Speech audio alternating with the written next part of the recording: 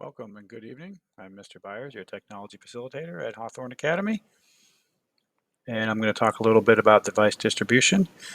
Students who did not pick up their Chromebook this week or last week during freshman orientation are going to be assigned their devices during homeroom or first block on Wednesday.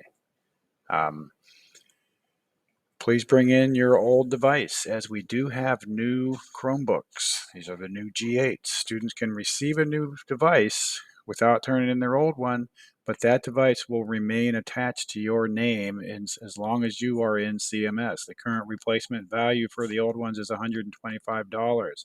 So you need to get those back into me so I can scan them into the system and they're no longer attached to you.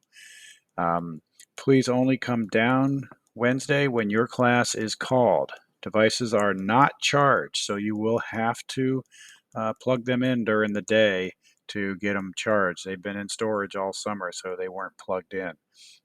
Keep track of that charger too. You might want to put your name on it. They are $30 replacement. We only have one charger per computer this year, so keep track of that charger. Thanks, and we'll see you on Wednesday.